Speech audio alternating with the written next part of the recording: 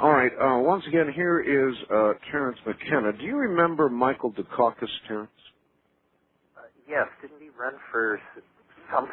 Yeah, he ran for the presidency, and he was a fellow that took the very unfortunate video of himself in a tank bobbing up and down, trying to prove that he had military sympathies and so forth and so on, and he looked silly. You remember that?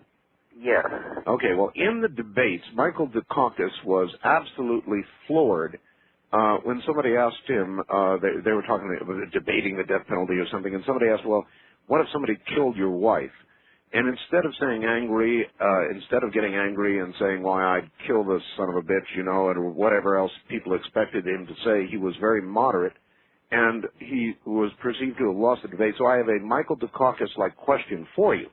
Okay. And it comes by a faxer. Dear Art, you and Ms. McKenna were talking about how hung up on sex we are and how we should be more like France, where they're more open-minded about sex. One thing that is always brought up is how the president of France has a mistress, and it's no big deal because the French are so open-minded.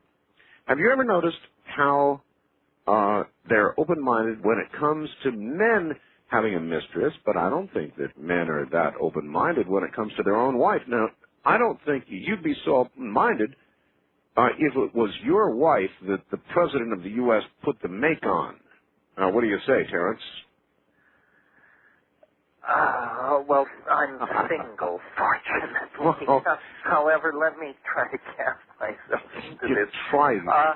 If the President of the United States, if I were married and the President of the United States put a make on my wife, then I suppose, like Hillary, I would have a ticket to ride. But how about the rest of us? Yeah, and my point being, it's a personal matter for these people to work out. As long as it doesn't affect the functioning of government, I think it's a trivialization. I'm amazed that it is so true that people will always be people no matter wherever and however they are, that this sort of thing goes on. But on the other hand, when you read about the Harding presidency, it was pretty racy stuff. And when you get back to the late Roman emperors, we haven't even got traction yet, Art. Haven't even got traction. East of the Rockies. You're on the air with Terence McKenna. Hello, where are you, please? West Haven, Connecticut. All right, fire away. All right, Terence. Well, we need. We don't need lie detectors. We need truth detectors. Well, we need crap detectors. What? Perhaps we need BS detectors. I have a statement on transplanetary truth and universal stalemates. But first I want to digress with Timothy Leary's idea about intelligence squared. Have you heard of that idea? That observation? Sure. Pardon me? Now, you got to be careful because we've got a delay because of the system we're using. So it's like you've got to ask the question and then pause and listen to the answer, and then when the answer is complete, speak again, caller. Ask your question again. Well, I have a statement and a question. The question, I want to comment on Timothy Leary's observation about intelligence squared and how it's a two-edged sword as regards psychedelic substances. And what point do you want to make about that?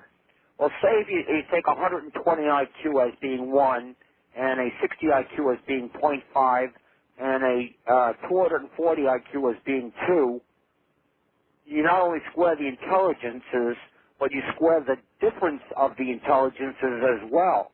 So if you are 4 times as intelligent as somebody else, and you take a substance, you could become 16 times as intelligent as that person. And that person would actually become stupider, and you would become much smarter. All right. Well, let's hold it there. Well, here's a slightly smoother metaphor for all this. As the sphere of knowledge expands, the surface area of ignorance necessarily grows larger. You can't do anything about that. All right. Very well said. West of the Rockies, you're on there with Terence McKenna in the wilds of Hawaii. Hello? Hello there. Where are you? I'm in Salt Lake. Salt Lake City. All right. Turn your radio off and ask your questions, sir. Go ahead. Yes, I wanted to ask Terence what he thinks about the concept of a linear time and why people insist on all times are the same when actuality time can be cut up however it wishes to be. All right, the subject of time. Let us talk about that a little bit. What would you say, Terence, of the nature of time? I was talking to a physicist the other day who suggested that time is absolutely our invention, and that once there was nothing, then there was one thing, and then finally there were two things, and when two things existed, then we had time because we could measure how one moved against the other, how far away one was from the other. Until that moment, there was no such thing as time, and really there is no such thing as time today except as we measure it. Well, there is no such thing as is a philosophical position. I think it's true that time is a cultural artifact. In other words, cultures create different kinds of time, which they then perceive as the only kind of time there is. Linear time has arisen slowly over the past 1,000 years as a consequence of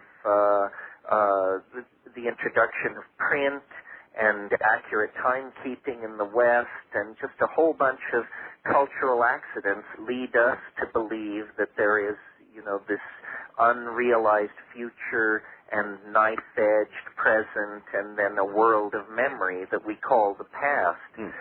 We don't notice that we all have different pasts and that we all go to different futures.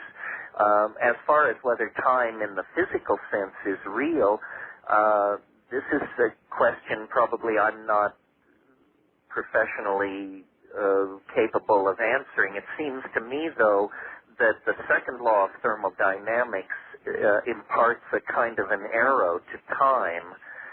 Also, this new force that we mentioned earlier, Art, this anti-gravitational force that gets stronger over time, seems then to give an arrow to time. I mean, if this force gets stronger as time passes, then time is a real thing, not only to human beings, but to this force.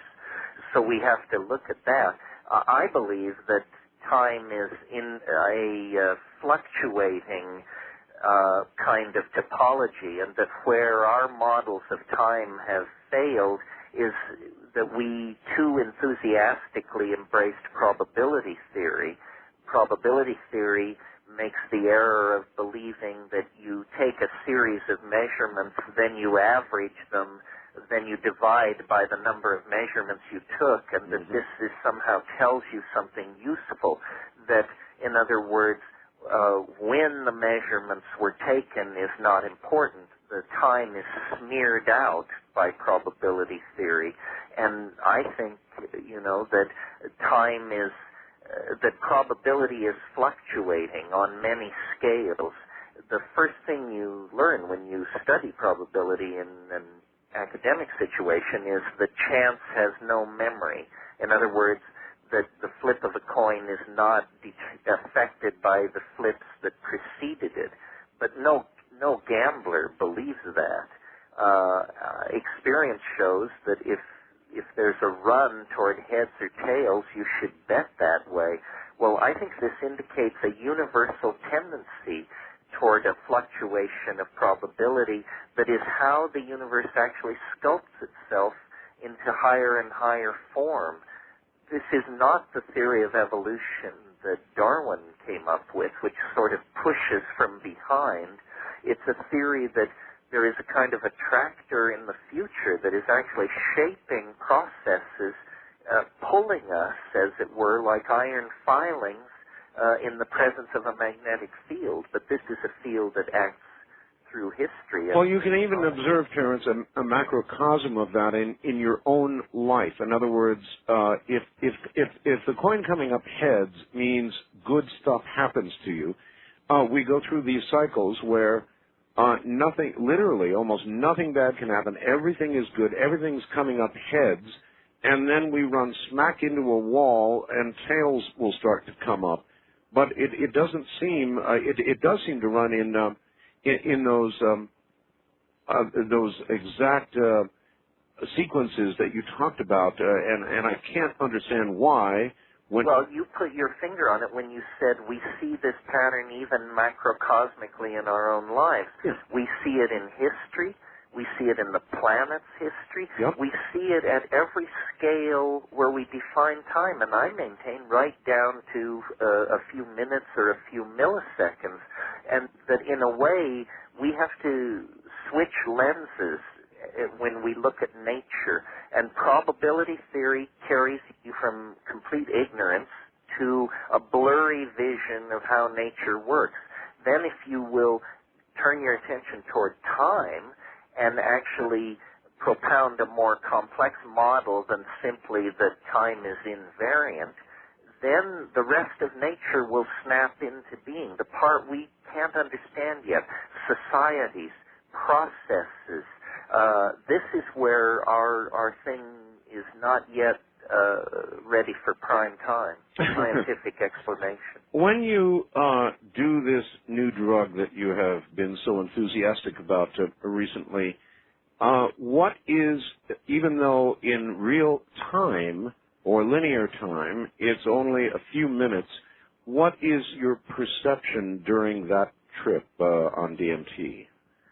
Well, concerning time, you mean? Yeah. In other words, are you aware that you have only been gone for X number of minutes, or is it an experience? There is an elongation of time, not a spectacular elongation of time, but what is interesting is the sense that you only do it once, and that no matter how many times you do it, it never repeats. You just go back to the same one again. It's bizarre. And so if you did it early in life, I first smoked DMT when I was about 20, I always seem then to be 20 again going into it. The other thing about DMT that suggests a time aspect is you feel like you have fetal body proportions, that your head is very large compared to your torso.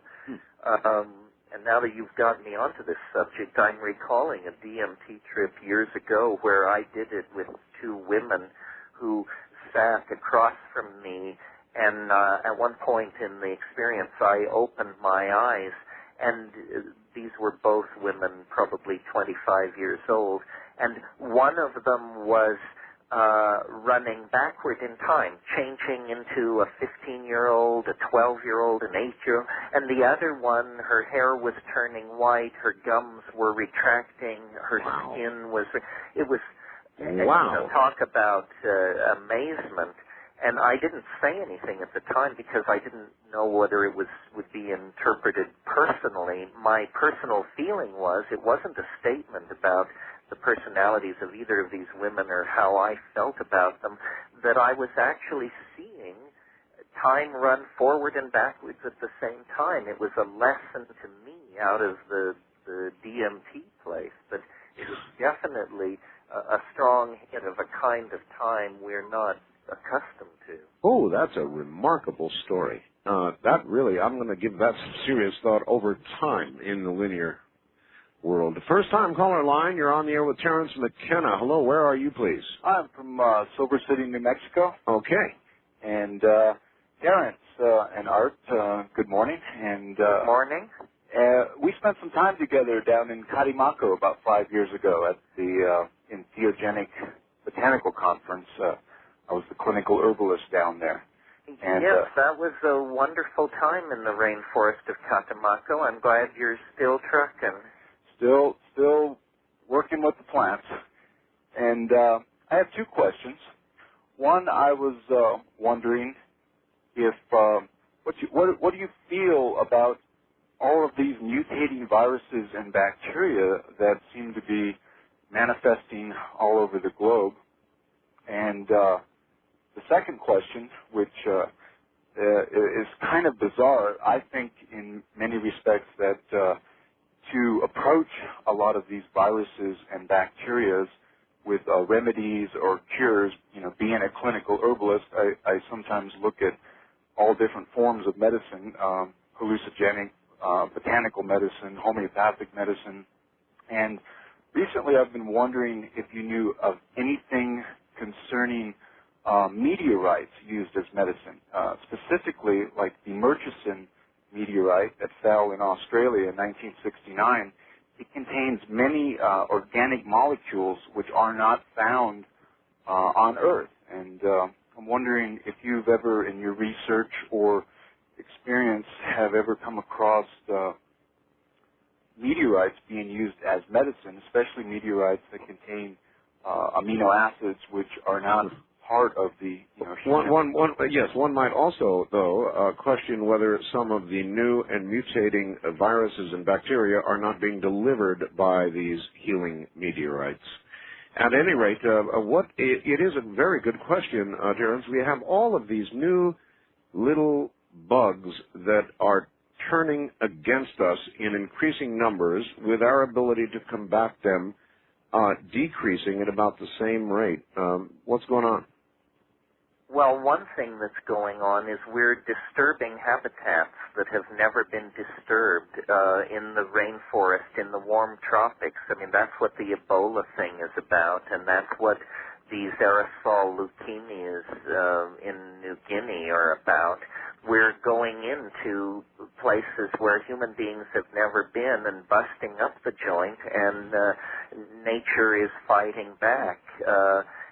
This is very real, and it's problematic. Also, you mentioned, Art, there's a minority but respectable opinion in the scientific community that believes that virus particles and prions and things like this are being delivered to the Earth's surface from the extraterrestrial environment, and that this is Plagues from Space, that book by Fred Hoyle, was very interesting, where he correlated numerous epidemics with the Earth passing through cometary veils and this sort of thing. So it wouldn't surprise me if the Earth's biota was being challenged and renewed by material from space. And I think that the inner solar system is becoming more dynamic and active. I think there's a lot of material moving around out there. This is a nightmare to the scientific and military community. As a matter of fact, Terence, they don't understand it. We have had objects coming down in Greenland, over El Paso, constantly over Colorado and Georgia and the Bay Area. More things coming down with no good astronomical explanation whatsoever. And who knows what they're bringing with them. Yes, I think it's a problem. This little scare over the asteroid last week should bring people to awareness. I saw a page on the Internet that showed the number of known objects in the inner solar system superimposed over the orbits of Mars, Venus, and Earth. And I'm telling you, it's a swarm. You look at that, and it looks like collision is inevitable, that anything else would be highly improbable. And then it's just a matter of the time scales. And meanwhile, as we say, the biota of the Earth is constantly challenged by the introduction of extraterrestrial material, both active and radioactive. It is all a matter of time, Terence. Well, I caught the State of the Union address, and I thought it was some variation of that.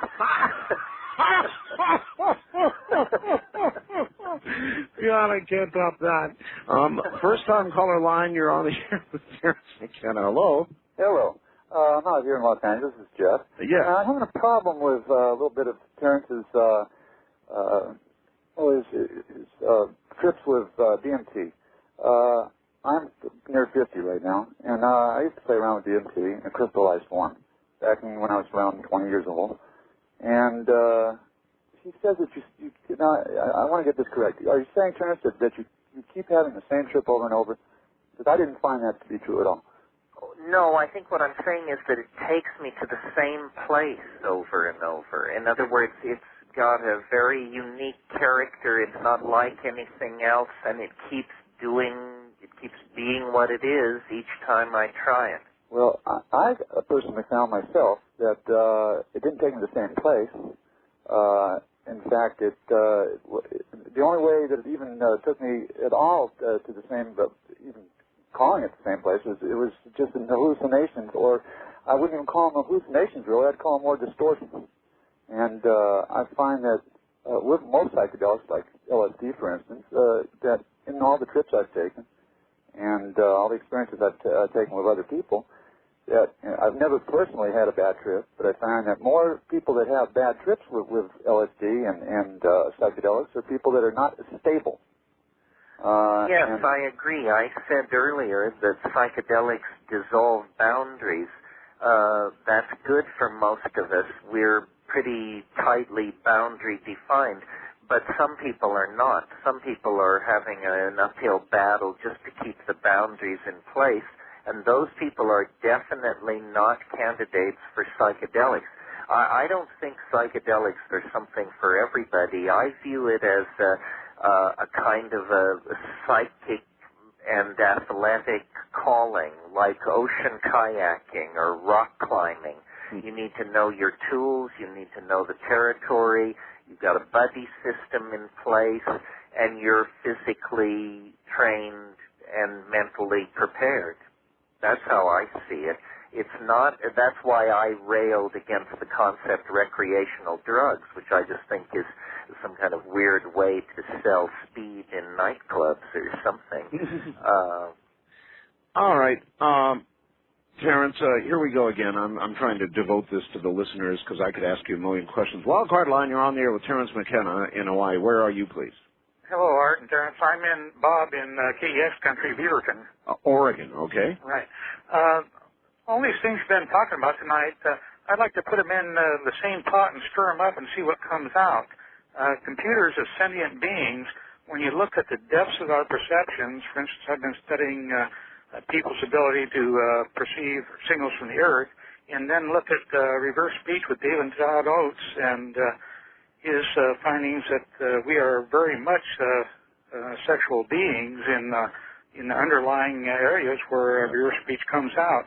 How are you going to put those together, all that processing, all that perceptual abilities, and then try to put that into a computer?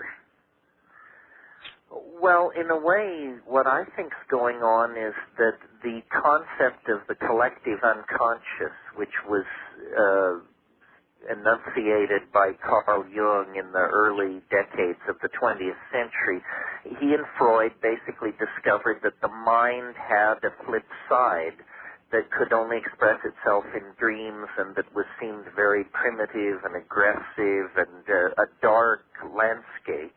And they tried to cut some lines through it and map it. Psychedelics also threw light on that landscape.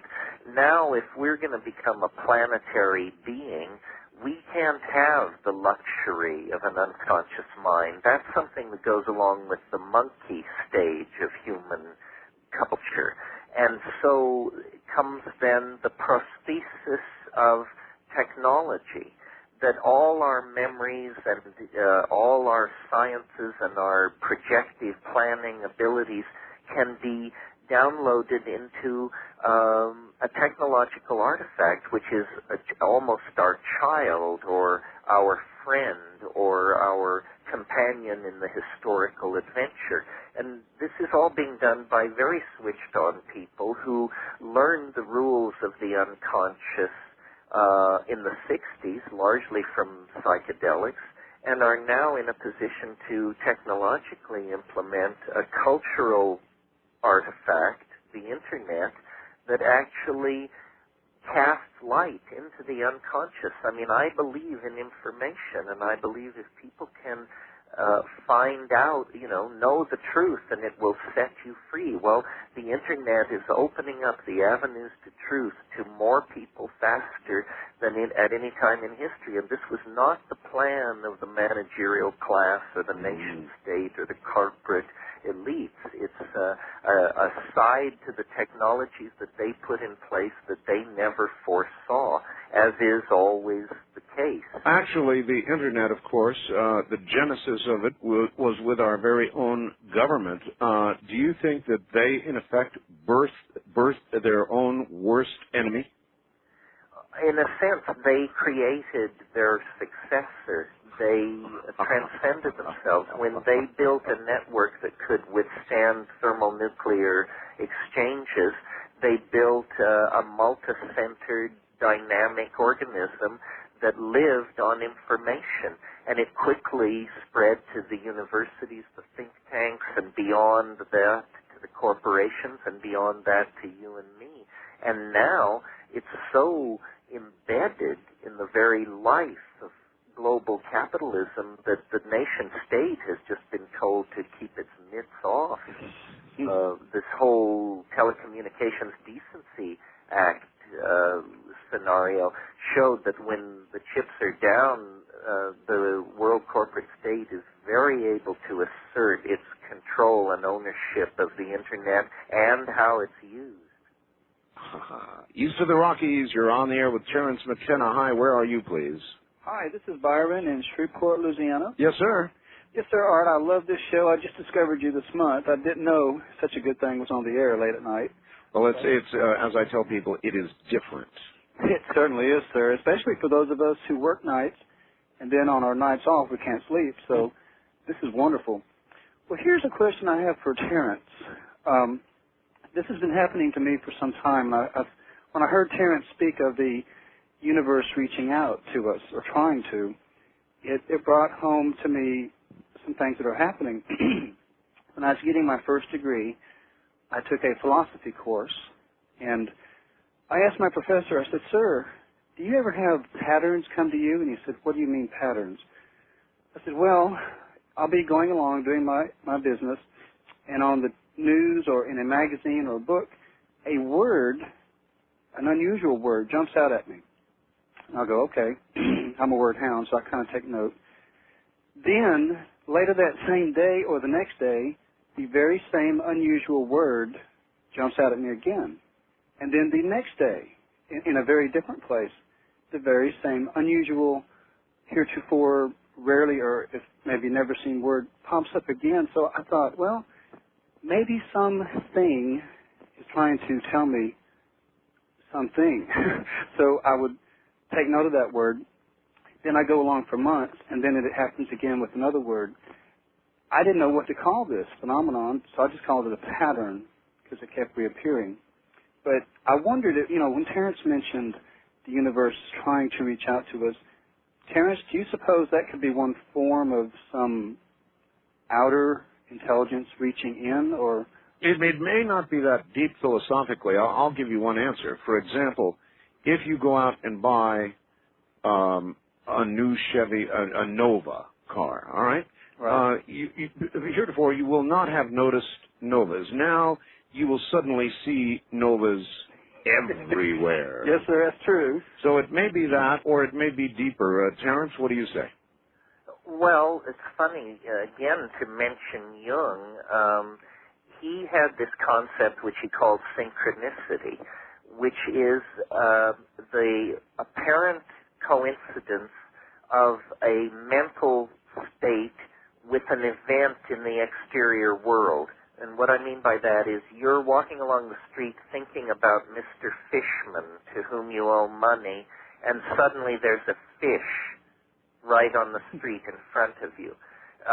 This is called a synchronicity, and Jung felt that there was a kind of what he called acausal connectedness, and that this was how the unconscious attempted to communicate by juxtaposing thoughts with exterior events that seem related to them in some magical way.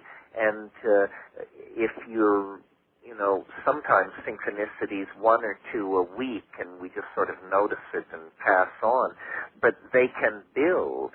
And when we're going through spiritual crises, or when we're intoxicated on psychedelic drugs, for example, these synchronicities can multiply until the whole exterior world seems to be trying to communicate something to you, and it's alarming to ordinary psychiatrists because they call it delusions of grandeur. The patient thinks the world is trying to communicate with him.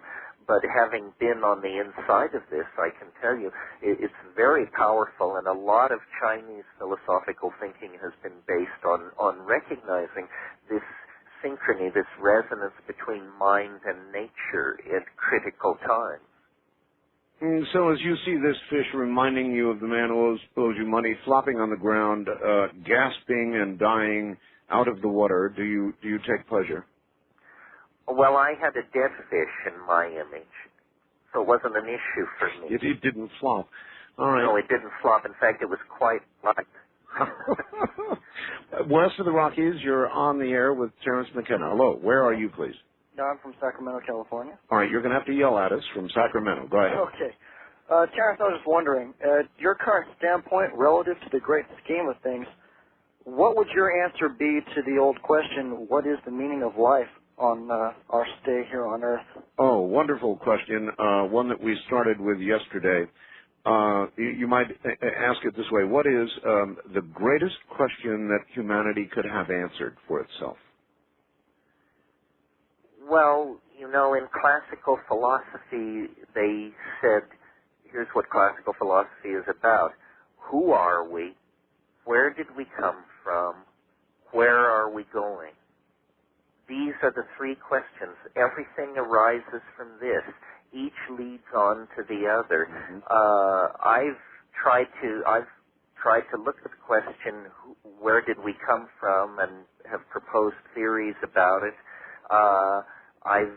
By looking into my body, brain with drugs and meditation and just analytical thinking, I've tried to look at who are we, and then the great unanswered question is, where are we going? You know, what is to be the destiny of the human race? Are we an episode in the biology of this planet, or will we build an Eden strung along the Milky Way, and from there to yet grander and greater things?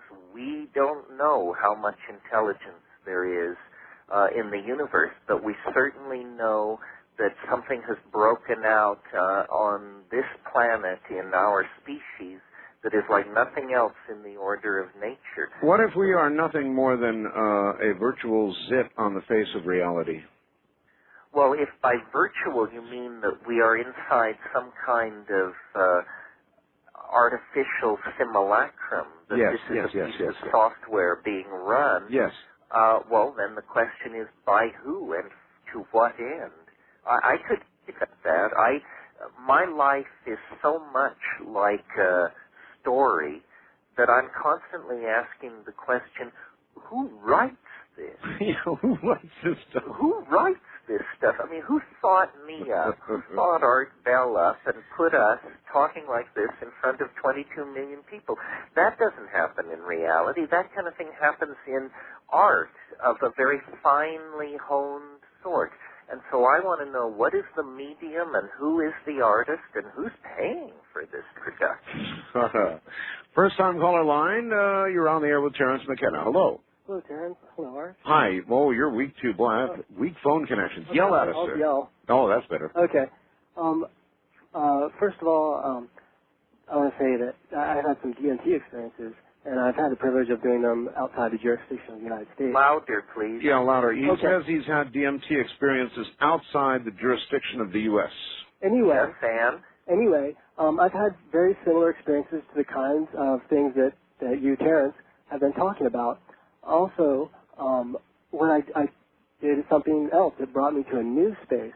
And what I did is I had 3 grams of psilocybin mushrooms, and I did this in a ritual sort of way. I did a confession first to a friend to get things off my chest, and I sent out prayers, and it was a very directed ritual. All right. Let me then put that question to him. He said that what he did, grams of psilocybin and so forth, he did in a very ritualistic way. Do you think that there would be anything to that, in effect, cleansing yourself before doing something like that? Well, certainly energy follows attention. You don't have to be a rocket scientist to understand this. Energy follows attention. And then, you know, while it's true these things are dramatically affecting the mind, they are physical drugs, and they are going into your body. So, you know, not eating for 4 to 6 hours, not having recently stoked up on Big Macs or a lot of antibiotics or junk food, you know. I mean, obvious, reasonable rules are in place. And so is Terence McKenna. And that is an attitude, Terence, of a programmer who does this embedded software thing and admits to being totally script-set is never going to be self-aware. That is, I guess, one attitude. Is that macro thinking of one single programmer who is failing to embrace what's actually really going on? Well, while we were off air, I was online and looking at the AI pages, and I would just recommend to someone with that attitude that they search words like superintelligence, artificial intelligence, and look at the stuff posted on the web. I work with a computer every day.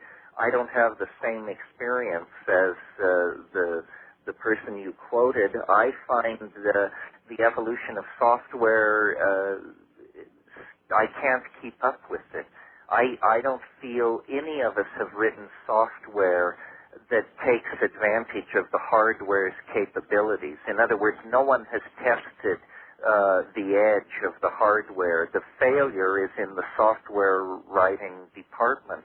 But if you look at what people like Bruce Damar at Digital Space are doing, the Singularity web pages, the artificial intelligence web pages, the transhuman web pages, the we're getting a little breakup here. Wouldn't the real evolution begin when nanotechnology becomes a reality, and these machines then begin to either replicate themselves or to write their own software, taking leaps beyond what we can do? Because I think you're right. Well, that would be one revolution. Another, I think, that will come sooner is when everything is implants. When, you know, the equivalent of today's computer is something that you chain to nervous system interfacing, so that we don't feel it as a machine, we feel it as a capacity of our own mind. This will come. All right. East of the Rockies, you're on the air. Good morning with Terence McKenna. Where are you, please? Now, this is Bill in Wisconsin. Bill, you're going to have to yell at us. Go ahead. Okay, how's that? Better. Terence, you were talking a little bit about the fish on the sidewalk. Right.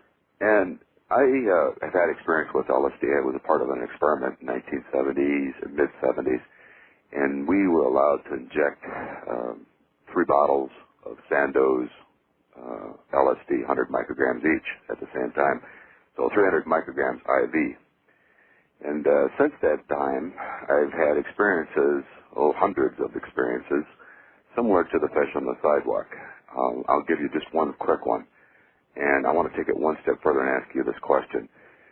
On the way to the motor vehicle department, I borrowed $35 from my girlfriend to get my motorcycle back in the 70s. And I said, wouldn't it be something, you know, to see an interesting plate come up? Well, it came up UIO 35. Perfect example. Now, what's your question? Well, to take the fish story one step further, and I've found it hundreds of times since then, that not only does it reflect what you're thinking or whatever, but reality seems to actually change as you walk. Change as you think. Yes, well, now, I would say that this is a clue to the fact that the story you've been told by science and physics and chemistry and all that is simply that you're a person in a story. It's because all such things don't go on in the world of ordinary probability and ordinary physics. And so it's like a certain point in the evolution of your understanding where you realize that physics and chemistry and all that is not what it's about, that you're inside the story. And I think the juice in that insight is that you can then try and figure out whose story is it. In other words, is it your story, or do you exist in this story to open the door for somebody on page 220, and is that it? And then, of course, the ultimate aspiration to become the author of the story. Imagine. I am the author at times, okay? Other times you're nothing but a bit player. That's it. That's right, and the trick is to get some handle on those moments when you are the author. I've been working at it. All right. Excellent. Thank you very much. Very good question, actually. First time caller line. You're on the air with Terence Mckenna. Hello. Yes. I eventually want to get to, I have a physical condition known as cough syncope. And when I combine that with a hatha yoga discipline known as Uddiyana Bandha, and I am a 60s child as well. I'm your ages, and I've experimented with purple Housley's originally. I trigger an internal biological, could be a natural production of DMT that allows me to enter a prolonged, I guess we call it flow consciousness now. Lucid dreamings involved, synchronicities involved. Well, we were talking earlier about yoga as a chemical factor. I listened to the full 2 hours now. I have not disagreed with a single word I've heard, except for perhaps what you said in the introduction, Art. It was Tom Wolfe's electric Kool-Aid acid test, Ken Kesey and the others on the bus. It's 10,000 hits of original Purple Housley's. It's buried out near Winnemucca. Not 50,000 hits of Blue Santos. But, my experience analytically takes me, you mentioned, probability theory, and really that comes down to quantum mechanics now, and you begin to understand non-locality. And when you look at it from the, say, Masaz Aliad's shamanism, archaic techniques of ecstasy, Dene's book, Consciousness Explained, where you look at the AI parallel computing back through von Neumann machine, making us believe, all right, that we have individual identities, just another belief system. All of this, really does take us, I think, to the geometrical structures that you talk about. Yeah, when you look at the self, that what we're going to have to understand is that psychedelic experience and quantum mechanical theories actually come together. The brain is the perfect instrument for exploring these microphysical low-energy states. And yoga and shamanism and psychedelics, this has been going on for a long time, not using metaphors drawn out of the evolution of modern science, but using equally powerful metaphors created in different contexts. But the big news is the future prosecution of science into new areas is going to involve using the brain as an instrument and giving up the idea of scientific objectivity as a naive positivist notion, and let's just get down and explore being with all the means at our disposal, chief of which are pharmacological and chemical. And while you hang on, I suppose, tenuously, however, strongly to this scientific paradigm, you're not going anywhere, right? Right. We see what's held, one of the issues around drugs is that scientists don't study them from the inside because this would compromise their supposed academic objectivity. But by studying them from the outside, they end up knowing nothing about them. So you have an emperor's new clothes situation, and everybody in pharmacology knows this. The good pharmacologists simply take the drugs but never say so in print. So in order to be as public about it as you are, one must find a remote mountainside in Hawaii and become a virtual or very nearly a hermit, and then speak out with some safety. Is that a fair assessment? That's about it. By voluntarily becoming a physical hermit, I get to have a podium in cyberspace. Wild card line, you're on the air with Terence Mckenna. Good morning. Oh, good morning. I'm calling from KHVH, Honolulu. Honolulu. Oh boy, what a route. Yeah, louder, please. Okay. Terence, are you in the Big Island? Because the New Agers say the Big Island is like an energy vortex. You have Pele, the volcano, and Pele, which is also a Hawaiian goddess. And then I was looking at the map. Well, I don't think you have to be as sensitive to perceive that the Big Island is an energy center. We got the world's largest volcano here. Right in the middle of the Pacific Ocean. We feel protected by Pele. She puts lots of mercury vapor into the air and keeps real estate cheap and tourists away.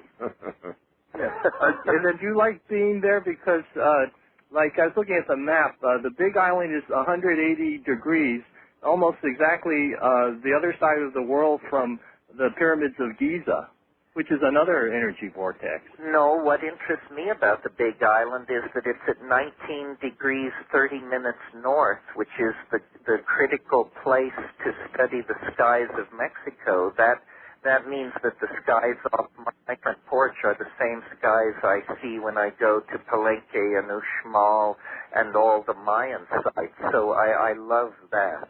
All right. East of the Rockies, you're on the air with Terence Mckenna. Where are you, please? That'd be J27 on your Minnesota state map, Art. All right. And I listened to you probably for the past year or so, and I wouldn't. It's unbelievable how hard it is to get through, but I tried twice, and here you are. And here I am. And also to Terence. I used to subscribe to High Times, and they had a pictorial back in the 70s of over 150 different varieties of indica from Hawaii. Do you believe that to be true, or? And also, I have another question. It may have been true then. They fly hard out here and have driven the pot growers pretty far underground. I mean, there's definitely still primo Pakalolo, but it's not like it was in the roaring 70s. Yeah. So, but there are. I used to live in Northern California, and I experienced red hair and purple hair Sensimilia, and it's probably the Dom Perignon of that region, in my experiences. And also I have one other statement that between your two minds, I'm just wondering if this could be possible that I had major surgery over a year and a half ago, and kind of saw it coming in that I was slowing down and my life was coming to an end. And now, after recovery, that I'm getting this feeling that other than just an act of kindness, which is possible, and I'm a nice individual, but I just seem to be looking, for my age, I look young, and I just keep to myself, and I'm kind to other people. But lately, over the past week to 10 days, people that I normally wouldn't have contact with are smiling at me, and it just seems to me like I have this image of the look of death, but it's channeling through these people, and they recognize me in that certain way. I'm just wondering if that's just crazy, or if that could be true. No, you're going to die. Well, that's someday. I don't know, Terence. I don't know. Intuition is intuition, and noise is noise, and it's a very hard call and a very important one. So what you do is you cook it in your mind, and then you go with what feels right. All right. West of the Rockies, you're on the air with the answer man, Terence Mckenna. Hi, Terence. This is Phil, listening to 610 KONA. I heard you last 23rd May last year, and do you have an information letter available to those without computers? Do you have anything new published in the last year, and have you had any new revelations in the past year? All right. Well, a lot of past year there. Do you share through any other medium other than the internet, Terence? The internet is pretty much it. I have books, and I'm interviewed a lot, and I've been interviewed in the past year in Magical Blend, but usually in small rave and music magazines seem interested in me. The internet is the place where there is endless amounts of my material, much of it put up not by me, and thank you to those people who do that. I think that's probably the place to get the most information about me. I was thinking the other night about DMT, and I thought of a phrase I've used to describe it, Arabian hyperspace, and I searched on the internet, and it spat out my own text at me. It was a very weird moment. Yeah, it must have been. It really must have been. Weird. There's plenty of Terence Mckenna on the net. Well, you know, here you mentioned hyperspace. You mentioned 19 degrees. Mind you, not 19.5, but 19. Have you ever listened to Richard Hoagland and his discussions about hyperdimensional physics? Oh, yeah. The problem is, Art, I knew these guys too soon. I knew them so long ago that I know how squirrely they truly are. I've played poker with them. All right. One last. I think we're almost out of time. Wildcard line, you're on the air with Terence Mckenna. Where are you, please? Aloha, Art. I'm in Captain Cook. I'm actually about 1,000 feet north of 19.5. And I wanted to ask Terence a couple of questions. One was about cannabis and ibogaine. And the other was I wanted to thank him for, at one time he was going to be a witness in my trial for the religious use of cannabis here in Kona. And what is your question about cannabis and ibogaine? Well, I'm interested in the fact, or what you think of the fact that they're the only two plants that are illegal to grow in the United States, and ibogaine being a addiction interrupter. Well, ibogaine was put in that Schedule 1 in that week of hysteria back in 1960. Was put in, including the compounds later found not even to be active in human beings. I think it is a tremendous detriment and an indictment of the scientific establishment that it doesn't fight back more against government. You know, in the Middle Ages, medical students would steal corpses off the gallows in order to get bodies to do dissections, which the church had forbidden.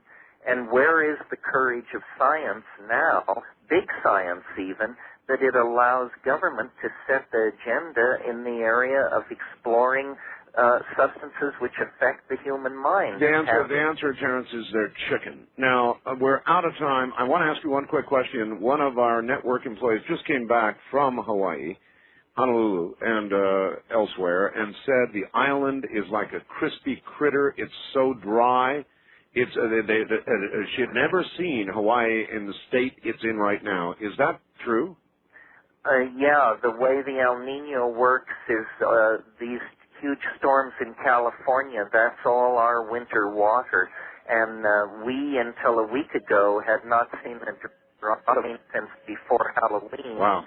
Now we're getting weak rain occasionally, but people who didn't store water are in trouble, and the coffee people are screaming.